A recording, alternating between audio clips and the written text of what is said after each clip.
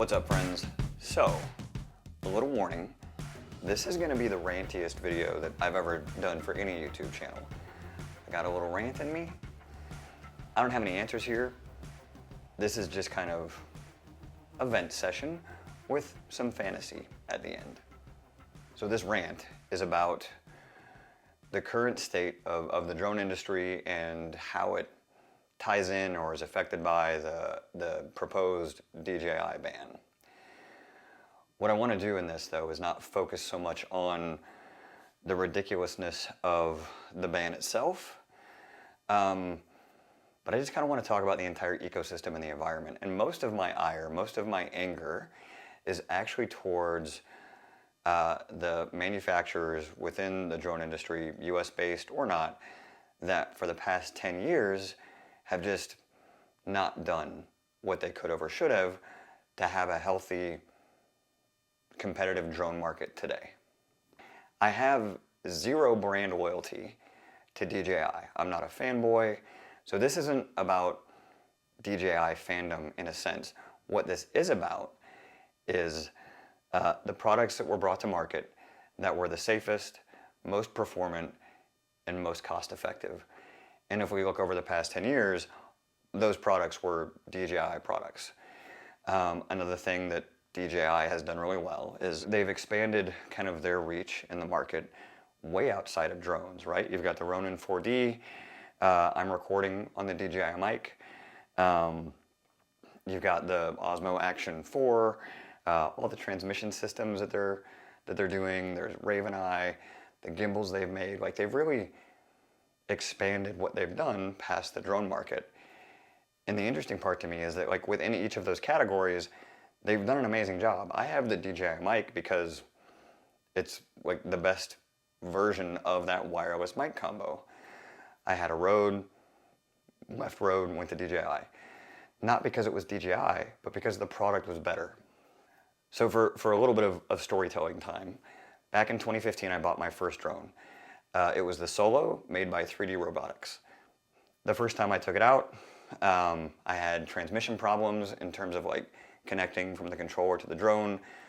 Could not go more than 250 yards at best, even in a fairly RF-free environment, without it disconnecting and wanting to immediately return to home. I thought there were some great things about that drone. I loved the controller design. I still think the paddle for camera tilt up and down is more effective and better and smoother than the rolling wheels we have today. So there were some positive things about that. Were there shortcomings? Yes. Could they have iterated past those shortcomings? Had they wanted to, had they decided to, but they didn't. They exited the industry. I think they became a software-only platform for a little bit, and I don't know what they're doing now. They might be open source. I couldn't really tell from their website. The next drone I got after that was the original Mavic, the very first Mavic, which was, I think for most people involved at the time, like amazing, right? Like that foldable, small, light, like it was incredible for the time, still is. In addition to that form factor, in the air, it was also incredible. It was more stable. I didn't have the transmission connection issues. It was just it was night and day between those two aircraft, with day being the Mavic and it being much better. I continued to use DJI drones for a little bit. I had an Inspire 1 version 2.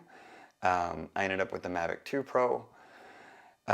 Somewhere in between there, I don't remember the exact time, I tried the GoPro Karma, which I was really excited about when it came out, even in its larger form factor. It was not a Mavic. It was still way bigger than that, right?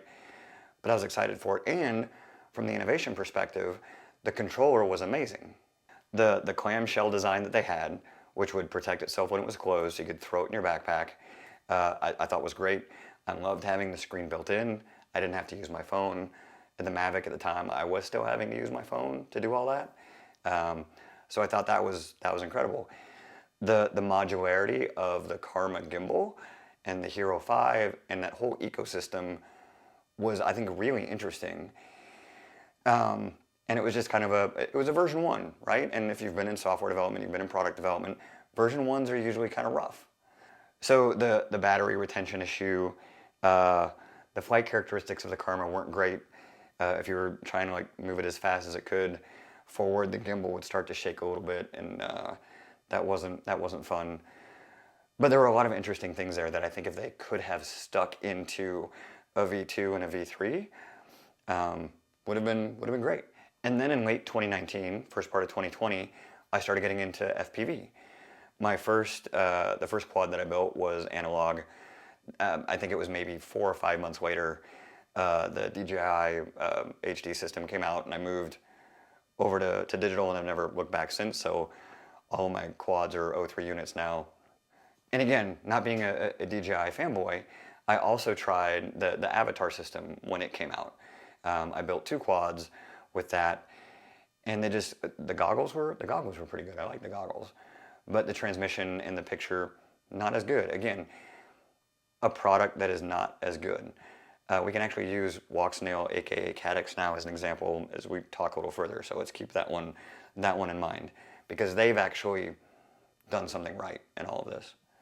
Another point on the, not being a DJI fanboy was when X Dynamics announced their Evolve 2. I was super excited about that drone. I was super excited about the camera system. Like, I was super excited about that. Obviously, it was bigger. It was no Mavic. It was going to be, a different thing there, which was a compromise I was willing to make. But that was the worst drone purchase I've ever made. It was such a horrible aircraft and such a horrible experience. Nothing but problems. The transmission lag for the video, the connection system for the ground station. I worked with X Dynamics as much as I could. They sent me 3 different aircraft, 3 different ground stations. All of them were bags of crap. Just not a good product. And honestly, whatever. Just another company that could not make a good product. Which is how we get to this point today, right? Like, the market is empty within the drone space other than DJI for consumer products. And then, I actually left out Skydio, and I'm a Skydio 2 owner, which for an autonomous drone was great. I never liked controlling it manually. I think it was a Parrot controller they used. When you flew it manually, it kind of flew like a dog. Obstacle avoidance was great, but I never enjoyed flying that. So I actually had that alongside of my Mavic 2, depending on what I was trying to get done. Different tools for different jobs. Might pull the Skydio out, might pull the Mavic out. But it was a good drone. I was really excited for whatever V3 of that would have been. And then Skydio left the consumer market for their enterprise stuff, which is so far and above out of reach for the consumer piece. It's not a 15 or 20% or 30% surcharge over consumer options. It's 10K over, like, it's crazy what they've done from a pricing perspective. So we're left here with no consumer options other than DJI, and that's not DJI's fault. That's everyone else's fault. And that's the part that I'm upset about. It's the everyone else that I'm upset about. It's the other companies that got their toe in the water 9 or 10 years ago, had a little bit of trouble with it, and bailed. While, again, DJI started with the Phantom, kept moving. Phantoms used to have to need GoPros on them. They left that behind, developed their camera system, on and on and on until we get to today.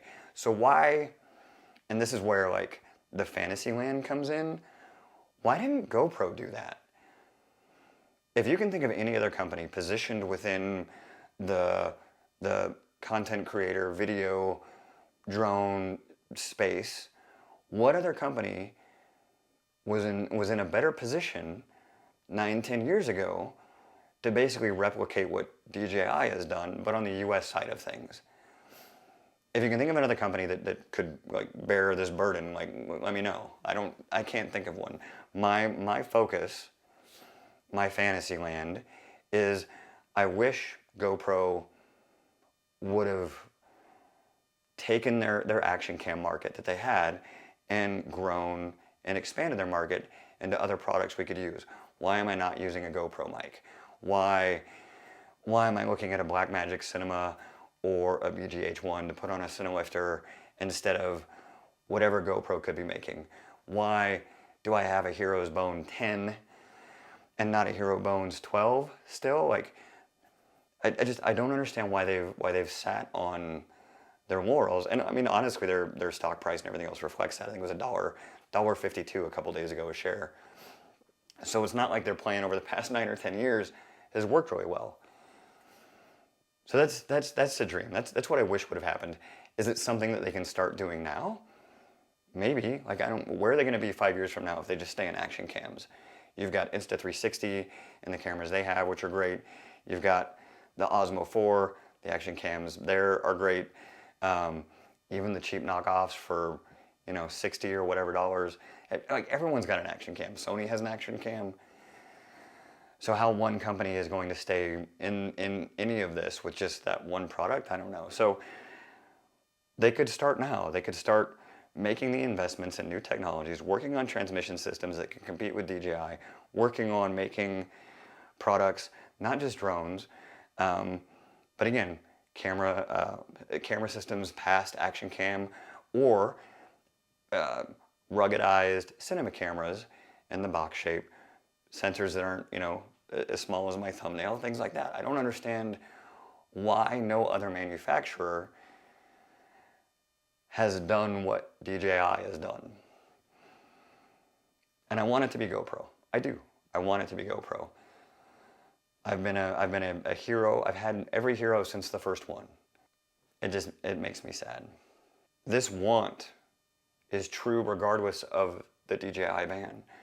More competitors in this space that can make a good product is good for everyone. So when something like this happens, which, I mean, this is pretty, I don't know if it's unprecedented, but it's not like this happens every day. But when something like this happens, there isn't this vacuum in the industry that now has to be filled with products that aren't even close to as good.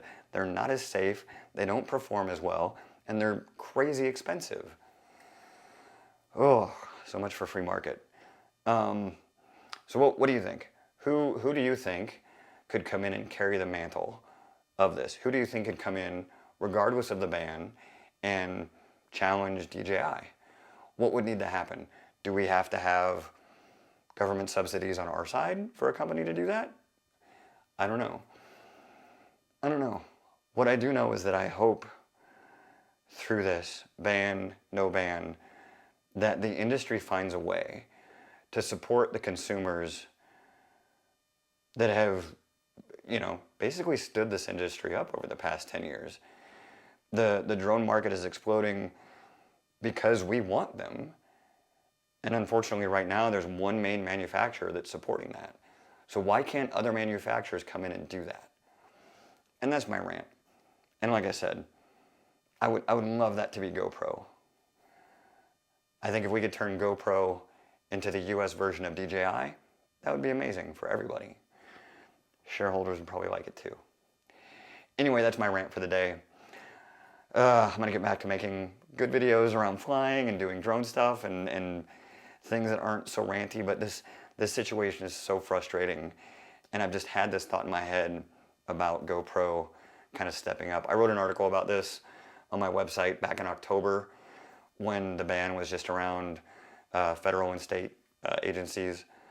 So this has been percolating and I wanted to talk about it. So thank you if you stayed this long. Thank you for watching, listening. Call me crazy. Call me out in the comments. How would you do this differently? What do you want? What do you hope for moving forward? How can we make a change? I don't know. Until next time, keep flying if you can, if we still get our drones, and stay safe.